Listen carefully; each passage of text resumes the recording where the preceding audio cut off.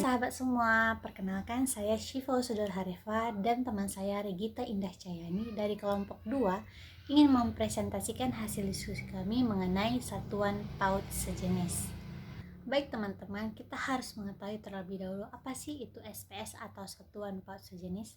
SPS adalah bentuk-bentuk dari satuan PAUD selain dari taman kanak-kanak, kelompok bermain, taman penitipan anak, yang penyelenggaranya diintegrasikan dengan berbagai layanan pendidikan anak usia dini. Fungsi dari SPS ini adalah memberikan pendidikan sejak dini dan membantu meletakkan dasar ke arah pengembangan sikap, perilaku, perasaan, kecerdasan, sosial emosional, dan motorik skill yang diperlukan dalam menyesuaikan diri dengan lingkungan yang berpengaruh terhadap tumbuh dan kembangnya anak itu sendiri. Selainnya itu adalah lembaga pendidikan di SPS atau satuan PAUD sejenis. Pertama itu adalah pos layanan terpadu atau sering kita sebut dengan posyandu. Posyandu ini merupakan wahana kesejahteraan bagi ibu dan anak sebagai tempat pelayanan terpadu yang mencakup aspek perawatan kesehatan, gizi terhadap ibu hamil dan balita. Yang kedua itu adalah Bina Keluarga Balita atau BKB. Ini merupakan tempat untuk memberikan pengetahuan dan keterampilan kepada orang tua tentang cara mendidik anak, mengasuh, serta memantau proses tumbuh dan kembangnya anak. Yang ketiga itu adalah POSPAUD. POSPAUD ini merupakan program pelayanan pendidikan yang diintegrasikan dengan BKB dan Posyandu. Yang keempat adalah TPA atau Taman Pendidikan Al-Quran.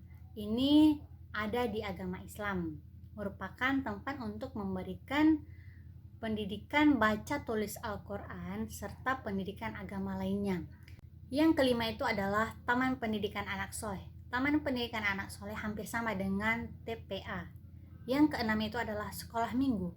Sekolah Minggu ini merupakan program yang dilaksanakan oleh orang Kristen setiap minggunya yang fungsinya sama dengan TPA tadi. Yang ketujuh itu adalah Bina Iman. Bina Iman ini juga dilaksanakan oleh agama Kristen. Baik, selanjutnya itu adalah bidang pengembangan yang berkaitan dengan tujuan SPS. Pertama itu ada kesehatan. Sumber daya manusia yang berkualitas merupakan modal dasar bagi proses tumbuh kembang anak. Pertumbuhan anak ditandai dengan tinggi, berat, dan lingkar kepalanya. Sementara perkembangan itu ada dua faktor. Pertama itu adalah faktor internal, yaitu genetik dan asupan nutrisi yang dikonsumsi oleh ibu ketika hamil. Yang kedua itu adalah faktor eksternal, yaitu lingkungan sebelum dan setelah lahir seperti polusi, nutrisi yang cukup, penyakit, serta aktivitas fisik oleh anak itu sendiri. Yang kedua itu adalah gizi. Gizi sama dengan kesehatan. Gizi sangat berpengaruh karena tanpa adanya gizi yang cukup dan seimbang, maka akan berpengaruh dengan tumbuh kembang anak itu tersendiri. Yang ketiga itu adalah psikososial, yaitu tujuan stimulasi psikososial ada beberapa, yaitu pertama mempercepat dan meningkatkan kualitas aspek perkembangan.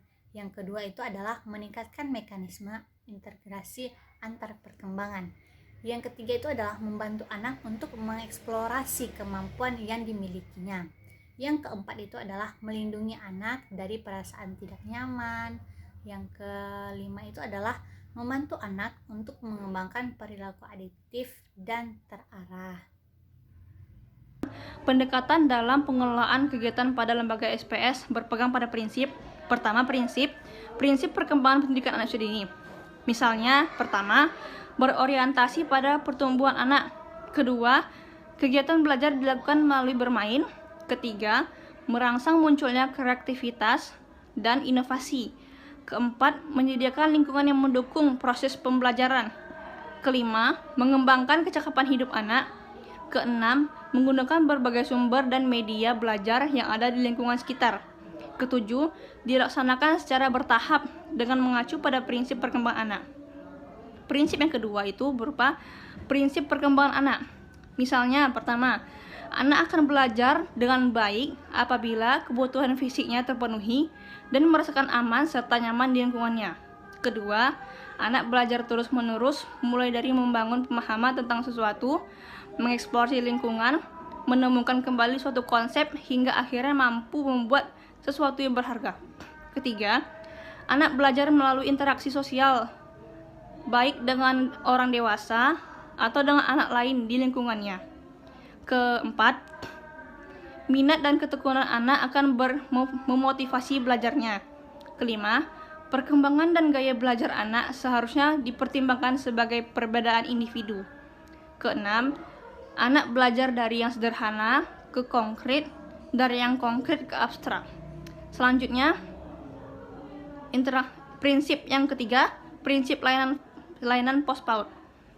Itu misalnya optimalisasi program, optimalisasi ketenagaan, optimalisasi prasarana. Materi selanjutnya, sasaran sosialisasi satuan PAUD sejenis.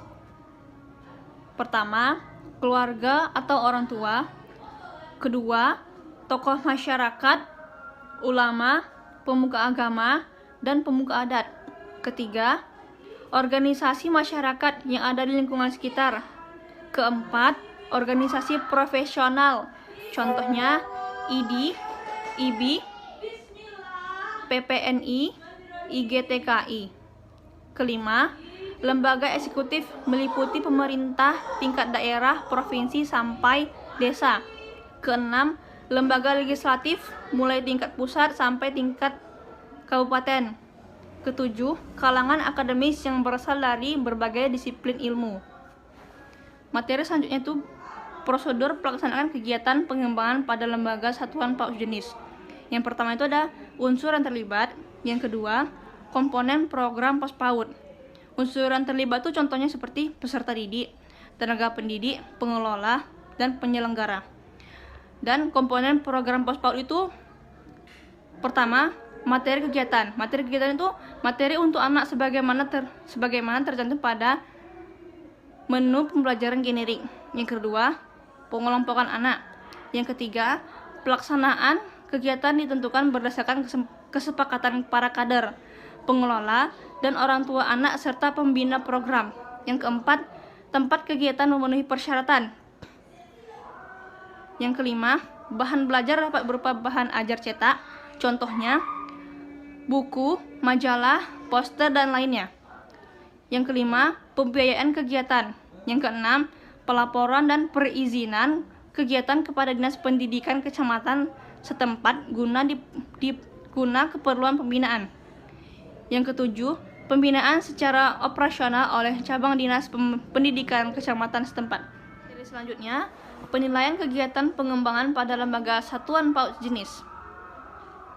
Tujuan umumnya itu untuk memberikan arah dan acuan kepada pelaksana dalam mengevaluasi program-program PAUD. Tujuan khususnya untuk mengumpulkan data, menganalisis, menginterpretasi data, dan menyusun hasil laporan penelitian yang terkait dengan kemajuan program, sarana kegiatan belajar, tenaga pendidik. Fungsinya, pertama, memberikan umpan baik kepada guru untuk memperbaiki KMB.